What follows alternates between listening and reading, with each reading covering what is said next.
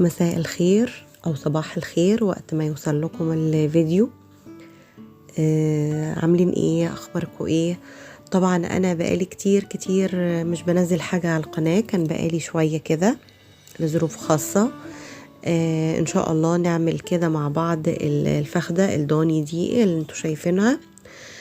طريقة سهلة ومبسطة جدا وهبقى معاكم خطوة بخطوة، ومش هحذف اي حاجة علشان تشوفوا التسوية بتاعتها. شوفوا دايبة دوبان،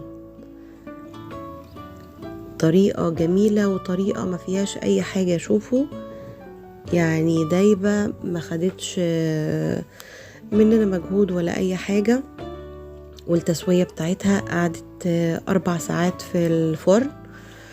وهنبقى مع بعض دايما ان شاء الله كده، واعمل لكم كل جديد دايما يا رب كده مع أميرة المسلماني. وان شاء الله اللي ما تابعنيش يتابعني علشان ان شاء الله كل جديد يوصل لكم دايما. وطبعا جبت 2 حبة من البصل وفرمتهم بالشكل اللي انتوا شايفينه ده. بسم الله الرحمن الرحيم. نبدأ كده ونسمي الله. نحط معلقة من الملح، معلقة كبيرة من الملح، ومعلقة من الكركم، ومعلقة من الفلفل الأسود. طبعا أنا مش عايزة أحط بهارات كتير علشان أنا عايزة تيست اللحمة يبقى ما فيهوش بهار كتير. ونحط معلقة من البابريكا، يبقى حطينا معلقة فلفل أسود، دي نص معلقة زعفران اللي هي البودرة بتاعة الزعفران بتاعة تلوين الطعام. يبقى حطينا ملح وفلفل أسود وبابريكا وكركم والزعفران. طبعا هنقلبهم كويس كده في مية البصل. طبعا انا مش بحط بصل ولا بحط اي حاجة خالص، هما بصلتين وعصرت المية بتاعتهم بالشكل اللي انتوا شايفينها. جبت طبعا الفخدة دي جيبيها اي حجم انت تحبيه. طبعا انا بفتح كده ما بين العروق وبعضها بالشكل اللي انتوا شايفينه كده. طبعا الفتحات دي بتسهل على ان تخش فيها التتبيلة وتبقى التسوية كده تبقى مستوية وتبقى دايبة زي ما انتوا شفتوها كده في الاول. شفتوا كل التتبيلة كده ندهنها كويس، ندهن الفخدة كده دهنة كويسة كده، وندخل مية البصل كده جوه الفتحات دي بالشكل اللي انتوا شايفينه ده. لو انتي لسه ما حطيتيليش لايك ما تنسيش تحطي لي لايك. شفتي بالفرشة كده وزي ما انتي شايفة في الفتحات دي، وندخل مية البصل جواها.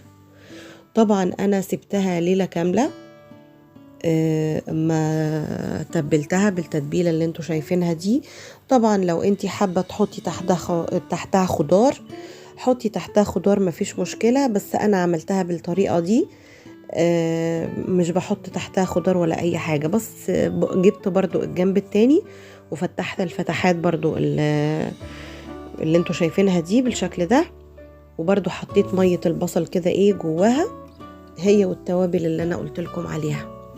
طبعا هنجيب صينية كده او صاجة عندك، نحط القصدير كده جواها، ونجيب ورق الزبدة. انا حطيت اهو، بس حطيت كوباية مية تحت ورق الزبدة عشان طبعا يمسك ورق الزبدة وما يلزقش برضو فيها. حطيتها كده فردت ورق الزبدة، وهحطها طبعا فوق ورق الزبدة وألفها برضو بالقصدير. نحط فوقها بسم الله الرحمن الرحيم. نحط برضو فوقها ورقة زبدة تانية. حطيناها اهو في الصاج اللي انتوا شايفينه كده، وحطيت ورقة الزبدة. هنلفها الاول، هي بتتلف لفة قبل اللفة بتاعة الصاج. انا لفتها بالشكل اللي انتوا شايفينه ده من جوه. حطيت ورقة يمين وورقة شمال بتاعة الفويل او القصدير، ولفيت الفخدة بالشكل اللي انتوا شايفينه ده. برجع تاني اجيب ورقتين فويل والف بقى الصاج كويس جدا عشان اهم حاجة اللفة بتاعة الصاج دي، علشان هي بتكتم البخار داخل القصدير. تمام. لفيناها كده لفة كويسة بالشكل اللي انتوا شايفينه ده. طبعا انا يعني حطيتها وبيتها في التلاجة ليلة كاملة. تاني يوم انا طبعا ايه طلعتها ودخلتها في الفرن على درجة 200 في اول ما دخلتها، وبعدين هديت الفرن على 150. طبعا انا هعمل الدقوس سوري. طبعا بنجيب الايه طماطم زي ما انتي حابه، ونجيب فلفل، ونجيب نحط عليهم بابريكا وملح وخل وزيت. طبعا الفلفل الحامي انتي عايزاها حامي اوكي، مش عايزاها حامي بتحطي فلفل بارد عادي، والفصين الثوم وبصلايه صغيره. ادي حطينا معلقتين الزيت ومعلقتين الخل والملح والبابريكا، نضربهم برضو، والكزبره طبعا ما ننساش الكزبره الخضراء. ادي كده الدقوس بتاعنا بقى جاهز، سهل وبسيط ومعاكم خطوة بخطوة. ادي شكل الدقوس، عايزة تحطي له شطة حطي له، بس انا طبعا ما حطيتلوش لان انا حاطه له 2 قرن فلفل الهالابينو، نجملها كده بورقة ايه كزبرة. ادي كده ايه الدقوس جاهز معانا. ده طبعا اهم حاجة جنب الايه الاكل. ده رز بسمتي انا بغسله كويس جدا جدا. طبعا غسلته زي ما انتوا شايفينه بالشكل ده. شوفي انتي اي نوع رز بسمتي انتي تحبيه وتفضليه انتي جيبيه. انا طبعا غسلته كويس ونقعته لمدة ايه نص ساعة. ماشي، نجيب بقى ايه حلة كده ونحط فيها ربع كوباية من الزيت، وعليهم ايه معلقة كبيرة من السمنة البلدي او الزبدة. طبعا نجيب 2 حبة ليمون اللي هو اللومي، والقرفة، وطبعا المسمار او القرنفل نجيبه 10 حبات، وكم حبة من الحبهان او الهيل، وكم حبة من الفلفل الاسود. نقلبهم كده في بعض وننزل عليهم بالرز زي ما انتوا شايفين، ونجيب كمان معلقة من الملح، انتي التمليح ده بتاعك انتي، ونجيب 2 مكعب من مرقة اللحم. الطريقة دي بتعوز ايه مرقة اللحم مش مرقة الدجاج. تمام، وننزل عليهم كده ايه بالمية السخنة. وطبعا تحطي ايه الكوباية الرز عليها 1.5 كوباية من المية، عشان الرز البسمتي غير الرز المصري. ادي ايه طريقة سهلة ومبسطة ما فيهاش اي حاجة. نغطيها كده لغاية ما يستوي. طبعا اي مكسرات عندك انتي عايزاها حطيها اوكي مفيش مشكلة. ده صنوبر وكاجو ولوز. شوفي اي مكسرات انتي عندك حطيها. وده طبعا شوية من الزبيب، اللي حابب يحط زبيب اوكي، مش حابب خلاص انتي على حسب رغبتك انتي.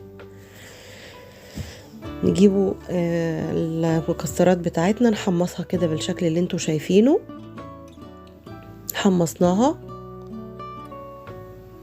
مفيش يعني ما بتاخدش تسوية في السريع كده، وفي نفس الإدام اللي احنا عملناه او في نفس السمنة اللي احنا حمرنا فيها المكسرات بنحمر برضو ايه الزبيب اهو بقى بالشكل ده. على طول بمجرد ما حطيتيه على طول ما تطلعي على طول عشان ما يتحرقش، لان الزبيب مش بيستحمل.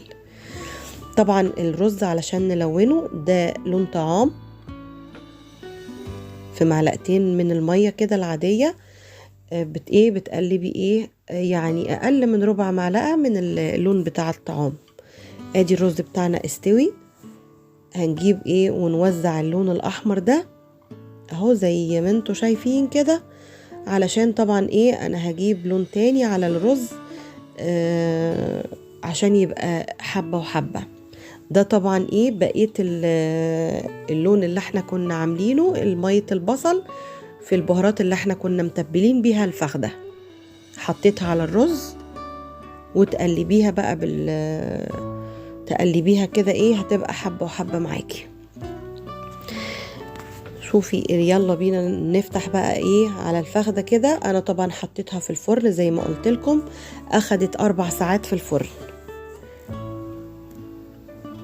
يلا نسمي الله. بسم الله ما شاء الله ما شاء الله ما شاء الله، شكلها وريحتها روعة روعة روعة روعة، تحفة ما شاء الله. الريحة تجنن تجنن. بصوا التسوية، شايفين ما شاء الله، تحفة. ان شاء الله ما تجربيها هتعجبك جدا جدا الطريقة. ده الرز طبعا بعد ما استوي هنجيب فحماية كده ونحط عليها قطعة من السمنة البلدي او الزبدة، ما تحطيش زيت لان التيست بيفرق كتير جدا جدا بين الزيت وبين السمنة او الزبدة. يلا بينا بقى نسمي الله ونقول بسم الله الرحمن الرحيم، ونغرف كده ايه الرز بتاعنا الجميل المفرفر. شوفوا مفرفر زي ما انتوا شايفينه ازاي، ونحط كده الفخدة الجميلة بتاعتنا والتسوية الرائعة. بسم الله ما شاء الله، يعني حاجة كده في منتهى الروعة. بصوا الجمال، بصوا الرز وجماله، بصوا طالع حبة وحبة، وطبعا مش باين الإضاءة ظلماه، طالع بصي طالع حبة صفرة وحبة بيضة وحبة حمراء. صلوا على رسول الله عليه أفضل الصلاة والسلام. بسم الله الرحمن الرحيم.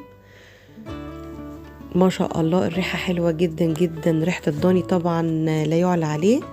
وننزل كده ايه بالمكسرات على الفخدة الضاني، وننزل كمان بالزبيب واحدة واحدة كده. بسم الله الرحمن الرحيم. ما شاء الله حاجة في منتهى الروعة. بصوا الجمال وبصوا التسوية، بصي بصي يعني لوز اللوز